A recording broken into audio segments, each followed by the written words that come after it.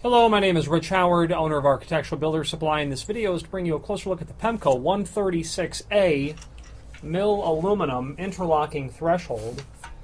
This is what it looks like in cross-section, based on the view that you're seeing it. So the 136 is representative of the fact that this is a interlocking threshold. Okay, it is in an A color, which just means that it's the mill aluminum finish. This is what it would look like as it comes from the mill, the aluminum out of the extrusion. Okay. Dimensionally, it's 4 7/8 wide and 1 inch tall. I'm going to get the tape measure. We're going to verify that now. This is a 4-foot piece that I have here, so it's a bit tough to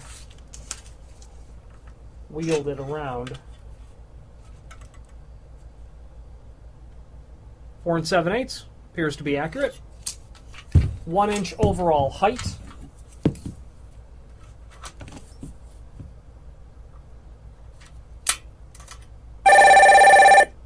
Is also accurate. 1 inch overall height.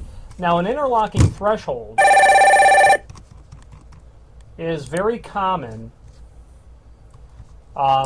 for residential wood entry doors to homes. Forgive me,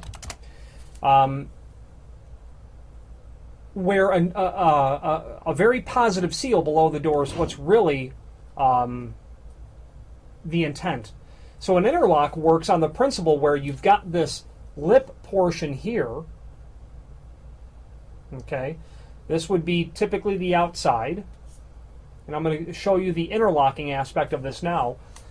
That is accomplished by, I'll put the threshold down, that is accomplished by the inclusion of what is called a hook strip. Some people would call it a J strip or a hook strip. Hook strip, there's a couple different ones. There's L and J shaped. J is by far the most common. And this would get nailed to the bottom of the door.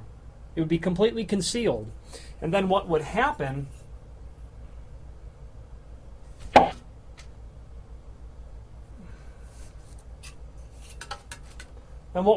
is when this hook strip is nailed to the bottom of the door, it's going to mate to the lip of the threshold, just as you see there. That's how that connection is going to be made. So the hook strip is nailed to the bottom of the door and mates to that threshold just like that, and it makes a positive seal in terms of any wind coming through. This is just a piece of roll-formed galvanized wipe coat steel would be my guess. Nails for attaching that to the bottom of the door are included, which are here. Plenty of nails.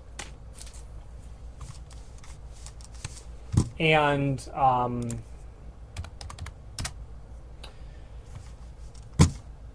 now, there's another aspect to this threshold that is important to note. And I'm pulling that up now.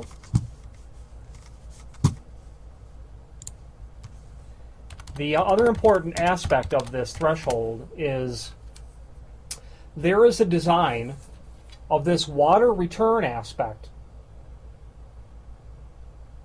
Inside of this trough,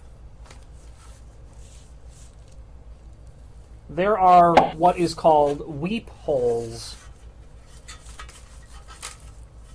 You can see it drilled right there,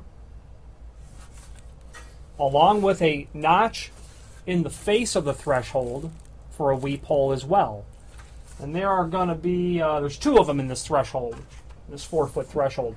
The principle of that is if any water were to get to the inside of the opening and fall in this trough, it's going to go through the weep hole and then down to the front of the threshold and out through the notch that's cut here, as I've shown you.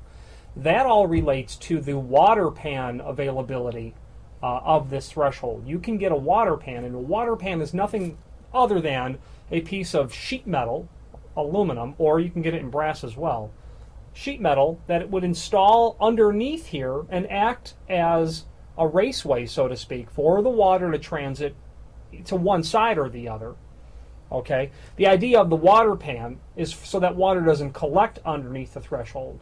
Now, the majority of times people don't order the water pan, but the idea of the weep hole principle is to get water, if any of it does get inside, to get it kicked back out.